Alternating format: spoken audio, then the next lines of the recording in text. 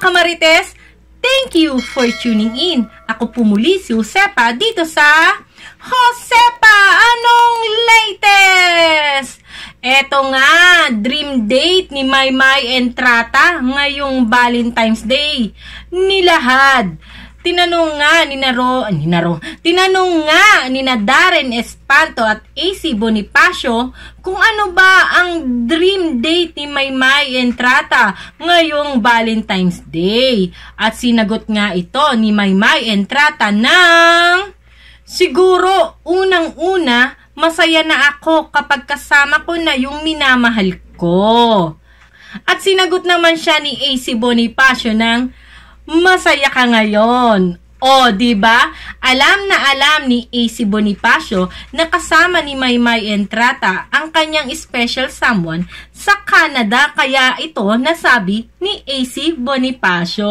O, diba? At sinagot din naman agad ito ni Maymay Entrata. At ang sabi nga niya, and I quote, "Oo, sobrang saya ko ngayon, AC. At hindi importante sa akin yung malaking selebrasyon, hindi tumatatak sa akin yun eh. Siguro yung road trip, okay na ako doon. Simple lang, pumupunta lang kami sa mga lugar na hindi pa namin napupuntahan. Basta may mga specific lugar na gusto ko, like nature for example. Peaceful kung saan kayo lang dalawa, kasi tumatatak sa akin yun. Conversation, yung experience, dun ako, mas dun yung gusto ko ma-remember pagkatapos ng Valentine's Day. So, yun yung siya lang. Naaalala ko at yung kami lang dalawa, nag-uusap, walang masyadong cheche, basta alam kong masaya ako at masaya siya kasama ako. Okay na ako dun. O, diba? Ganyan ang kasimple si Maymay Entrata. Walang pinagbago. Siyempre, nung kinikwento to ni Maymay Entrata, unang-unang pumasok sa isip ko si Edward Barber. Naalala ko na naman ang nakaraan. Diba? Ang gusto nila, yung simple lang, doon lang sila sa rooftop o doon sa condo nila, magkakapi-kapi lang habang nagkukwentuhan, moment lang silang dalawa, nagkukwentuhan ng mga kanilang mga buhay-buhay, mga pangarap sa buhay, diba? Kapi-kapi lang. Pero now, ang bilis ng panahon, may special someone na si Maymay Entrata. Oh my God, sa aking Mayward heart. Sumasakit na naman. Pero okay lang, masaya si Maymay. Yun ang pinaka-importante sa lahat, diba?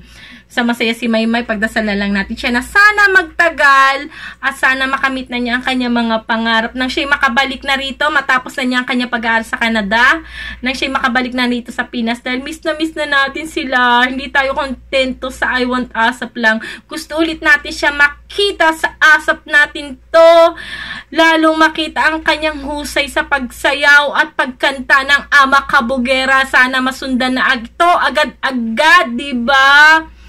Siyempre, di ba, una mo agad kasi may isip si Edward sa inilalarawan ni Maymay. Siguro, ito yung road trip na kinikwento nga ni Mamay. Siguro, ito nga yung road trip na kinikwento nga ni Mamay tuloy.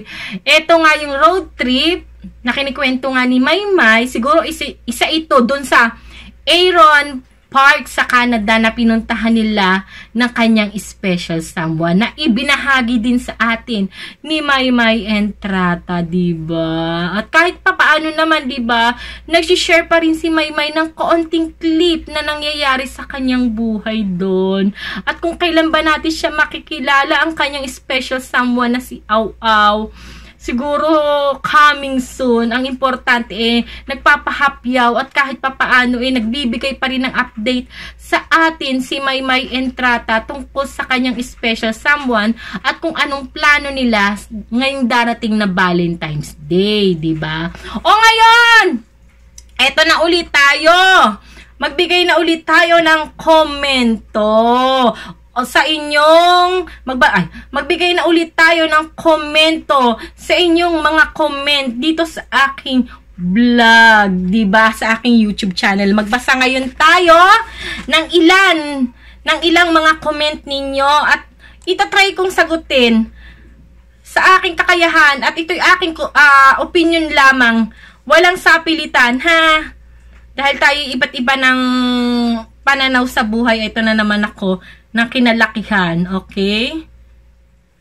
Eto, komento ni Erlinda Nabea. I like your blog, Ma'am Josepa.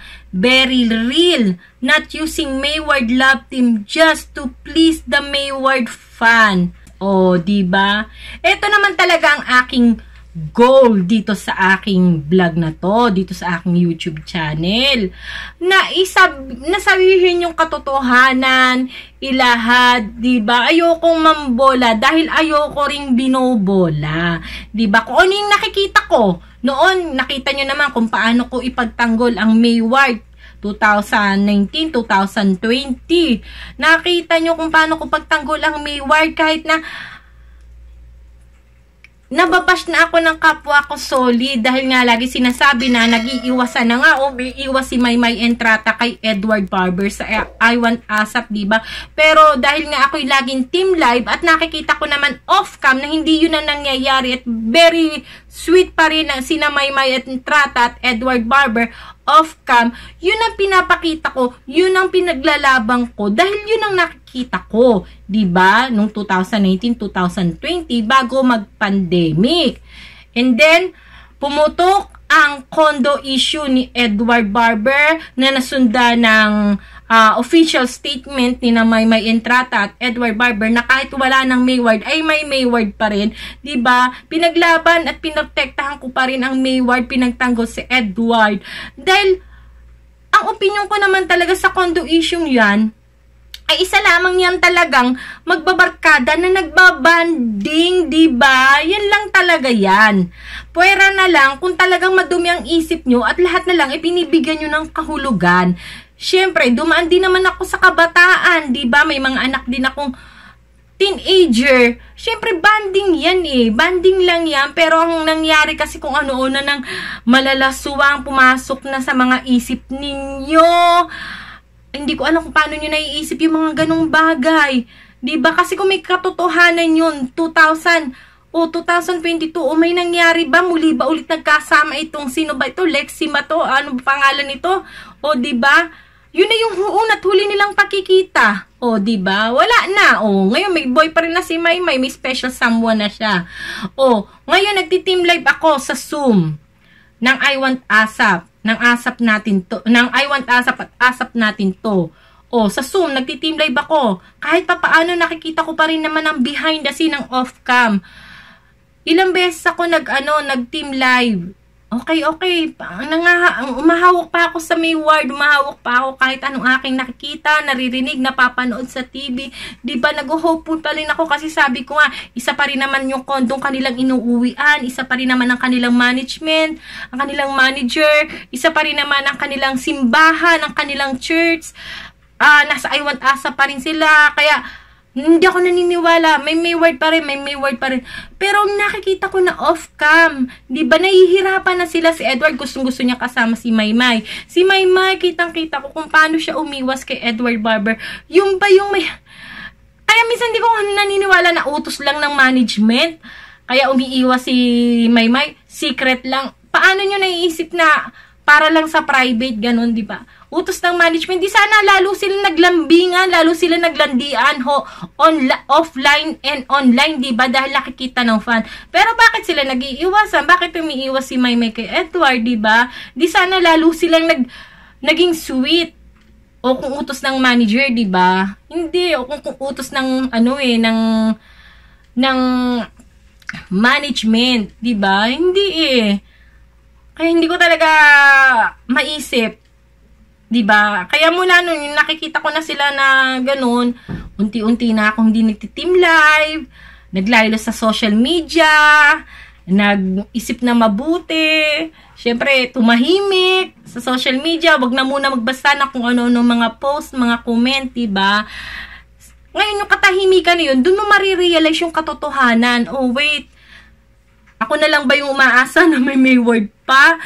Na kitang-kita naman, maliwanag pa sa sikat maliwanag pa sa sikat ng araw na si Maymay ay bumitaw na sa Mayward dahil lahat ng fan meet ng Mayward Flyers sa Kumu hindi umaten si Maymay, o kung umaten man isang beses, dalawang beses, pero ang madalas na umaaten talaga si Edward.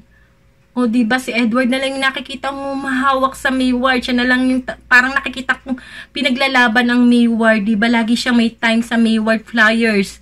Lagi siyang nandiyadyaan. Tapos hanggang sa napanood ko itong kwentong barber. Yung nagtanong si Edward kay Maymay na kung meron pa bang pag-asa, kung meron pa bang chance. Anong sagot ni Maymay? Diba kitang-kita sa mata ni Edward yung pain? Kaya nyo bang tingnan si Edward yung pain na ganun? Diba? Ako kasi hindi eh. Ramdam ko yung pain na nung sinagot ni Maymay Entrata to. At ramdam ko rin yung nawalang trust ni Maymay kay Edward. Ngayon, as a respect na lang, dahil kahit papaano, minsan napasaya nila ang aking buhay at minsan sa aking buhay, minahal ko ang Mayward. Hindi ko na lang aalamin kung anong katotohanan. Bakit nagkaganon si Maymay kay Edward? Diba? Anong nangyari sa Mayward? Hindi na lang. Just respect ko na lang si Maymay sa kanyang special someone. Respect ko na rin si Edward. Dahil bata pa naman si Edward. Only 21 years old. Ngayon pa lang siya nagbibinata. Ngayon pa lang yan ay enjoy ang buhay binata, ang buhay single. Diba? Kaya nga, paano siya magmamature kung hindi niya may experience yung mga ganyang bagay, diba? Hayaan natin i-enjoy niya ang kanyang youthful, ang kanyang pagiging single. At si Maymay, hayaan natin i-enjoy niya ang kanyang buhay ngayon sa kasama ang kanyang special someone habang nag-aaral siya sa Canada. Diba? Pero napakamaraming salamat naman, Erlinda Navea, sa iyong komento, diba? Lalo tuloy ako na-expire na gumawa pa ng mga ganitong klaseng vlog na kahit ko konti yung nanonood, na may mga komento na hindi magaganda, nakakonti na lang ang view ng aking mga video. Obvious na obvious yan, kakonti na lang. Hindi kagaya dati ng mga video ko. Talaga namang mataas pa yung view ko sa original o sa tunay na may-ari ng mga video. Pero ayoko nang gawin yon kasi ninanakaw ko yung karapatan nila. Diba? Yung pinaghirapan nila, diba? Ninanakaw ko, pangit yun. Okay na lang yung ganito kahit mababa ang view. Diba? Okay lang yun. At least, wala akong inaapakan na tao. Wala akong, ano man tawag dito, pinagnanakawan. Diba? Okay na ako dito. Tapos, eto pa, may pahabol pa ulit si Erlinda Navea na komento. Ang sabi niya, let's just be happy for both Maymay and Edward. Even if they both choose different path, continue to pray for them. We don't know what the future holds. It's all in God's hand. If they're meant to be in real life, just for sure, God will make a way. Malaking check. Sobrang sang-ayon ako dito sa sinabi mo, Erlinda Navea.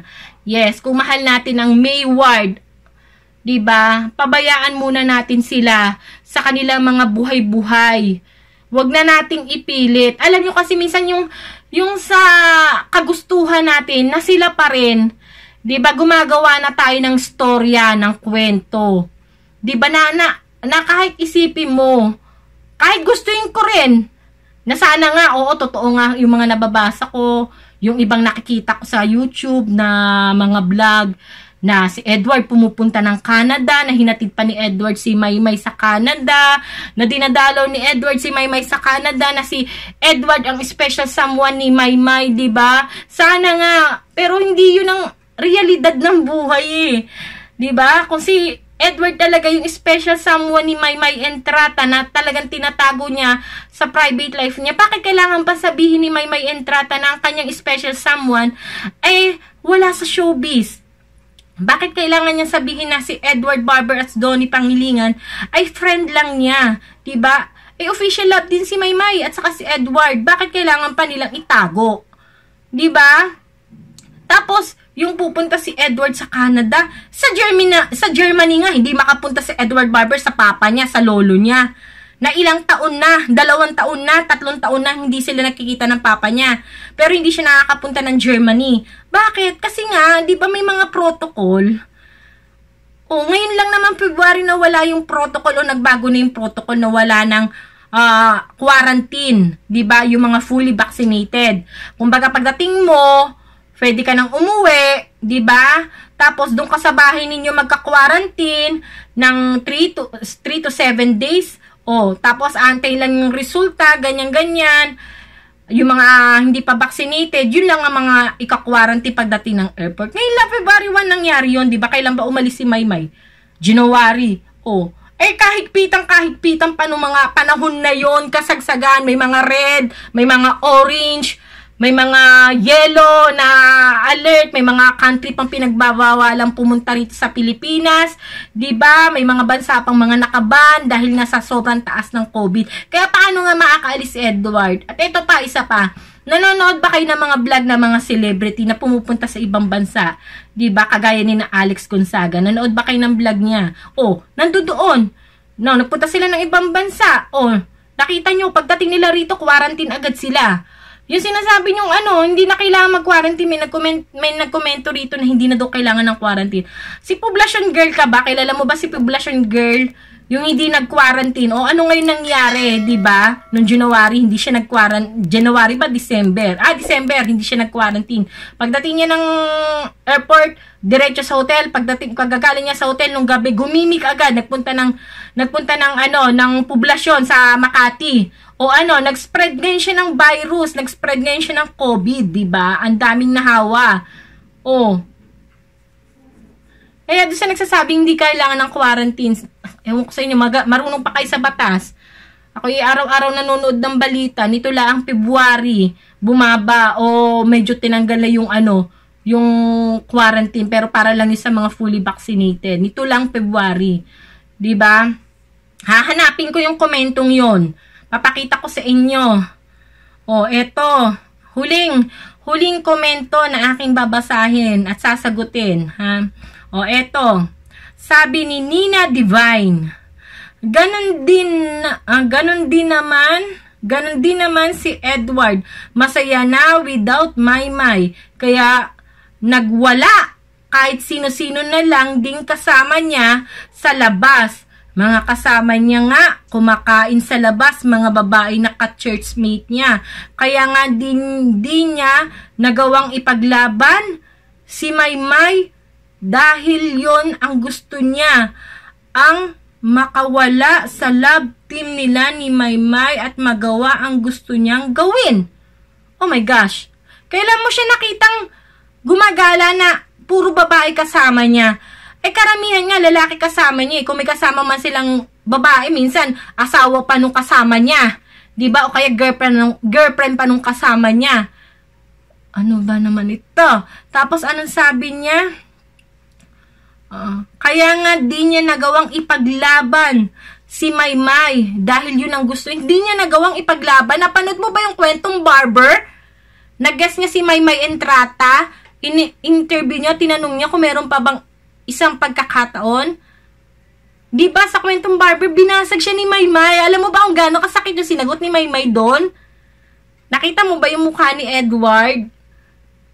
Nanonood ka ba ng Kumo ng Mayward Flyers? Na umaaten si Edward pero wala si Maymay? Na ang guest dapat doon Mayward pero si Edward lang umaaten? Kung paano pahalagahan ni Edward ang Mayward Flyers? Hindi ko alam paano mo naiisip yung mga ganitong komento, di ba? Na gusto ni Edward mawala sa love team nila ni Maymay. I don't know, Nina Divine. Sobrang hatred ng puso mo, sa sobrang hatred ng laman ng puso mo, umaakit na yun sa utak mo at sinasabi ng bibig mo. Masaya ka ba sa life mo? Parang kulang ka sa pagmamahal. God bless you. Diba? Kulang pa ba yung ginawa ni Edward? O kung may kulang man, kung ano man yung naging problema nila ni Maymay Entrata, paubayan na lang natin sa kanila. Pero tingin ko talaga, hindi ako naniniwala dahil sa kondo. Hindi talaga ako naniniwala dyan sa condo issue niya. Oo, sabihin na natin, ayan, may video, may picture. Nandun sa vlog ni Marco, na nandun si Edward. Ano kung nandun si Edward? Diba? Yung bang vlog na yun, magkapatong ba sila? Nakahubad pa sila doon sa kwarto? Na silang dalawa lang? Oh my gosh. Kaya, yung painting lang? Yun lang? Yung unan lang? Nasa kwarto lang? Si Edward? Syempre, meron di ba nung pantawid, si Edward noon? Kaya doon siya inilagay sa kwarto para tahimik. Para yung mga barkada ni na Marco, nagbabanding doon sa sala. Ngayon si Edward, may privacy siya dahil may trabaho siya. Diba? Yun lang yun masyado lang, yung utak natin masyadong madumi. Diba? Sobrang dumi. Yun lang yun. Paano mga kamarites? Sobrang haba na ng aking nailahad. Maraming salamat ulit Erlinda, Navea, nakakataba ng puso ang iyong mga komento. Nina Divine, God bless you. Kung ano man ang iyong pinagdadaanan at kung ang iyong komentong to ay makakaluwag sa iyong nararamdaman, sige, ibuhos mo lang dyan. Okay, ibuhos mo lang na ibuhos dyan. Huwag nyo na lang siya patulan. Okay. Nabasa ko yung komento mo. Yan, Nina Divine. Paano mga kamarites? Maraming. Paano mga kamarites? Hanggang dito na lang. At hanggang dito na lang. Yung mga hindi pa nakasubscribe niyan. Paano mga kamarites? Maraming salamat sa panonood, sa mga komento, sa pag-like at pag-share ng aking mga video. Sa mga hindi pa nakasubscribe niyan, subscribe na kayo at click nyo lang yung ring button para lagi kayong updated sa mga latest video ko. Okay? Hanggang sa muli, paalam. Just always remember, always be a blessing. Paalam!